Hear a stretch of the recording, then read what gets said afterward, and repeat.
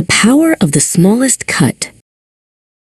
In a workshop filled with the scent of cedar and the soft sound of scraping wood, young Susumu stood in awe. Before him sat a magnificent wooden dragon, its scales shimmering as if they were real. His grandfather, Takumi, had spent years perfecting his craft. "I want to make one just like that," Susumu declared, his eyes wide with ambition. "I want to build it today." Susumu grabbed a heavy block of oak and a sharp chisel. He hacked at the wood, trying to force the shape of a wing to appear all at once. But the wood splintered, and the chisel slipped, leaving a jagged scar on the table. By sunset, Susumu sat surrounded by a pile of ruined wood, his hands aching and his eyes stinging with tears of frustration. "It's impossible," he groaned.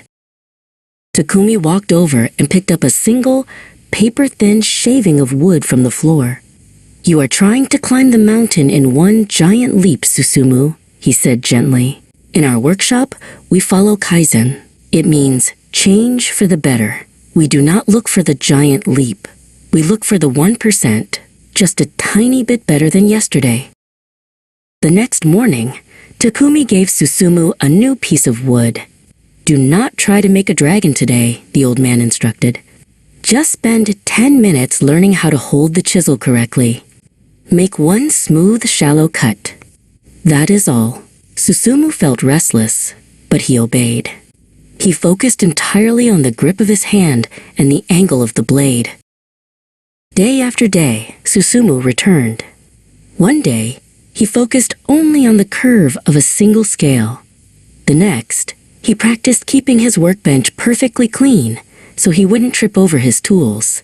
Takumi watched from the corner, nodding as Susumu's movements became more fluid. The boy wasn't rushing anymore. He was simply trying to be 1% better than he was the day before. Weeks turned into months. Susumu's 1% started to add up. He noticed that the wood no longer splintered under his touch. His cuts were deep where they needed to be, and delicate where the dragon required grace. The workshop was no longer a place of frustration, but a place of quiet, steady progress. One afternoon, Susumu held up a finished wing. It wasn't just a piece of wood. It was a masterpiece of detail. Every scale was uniform, and the edges were as smooth as silk. He realized that by focusing on the tiny details every day, the big picture had started to take care of itself. He felt a surge of pride that he had never felt when he was trying to rush. Takumi walked over and ran his thumb along the wing. "See how the small habits have built something strong?" he asked. "Kaizen is not just about the wood, Susumu. It is about you. You have grown more patient, more precise, and more disciplined." Susumu realized his grandfather was right. He wasn't just building a dragon, he was building himself.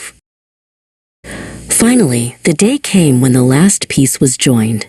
Susumu's dragon stood on the bench, its wings spread wide, looking ready to take flight.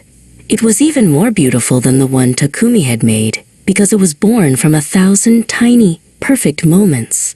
Susumu didn't feel exhausted. He felt energized. The next morning, Susumu arrived at the workshop early.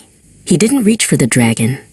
Instead, he picked up a fresh, plain block of wood and a small sketchbook. He sat down and drew a single, simple line. 1% today, he whispered to himself, a smile tugging at his lips as he began his next journey.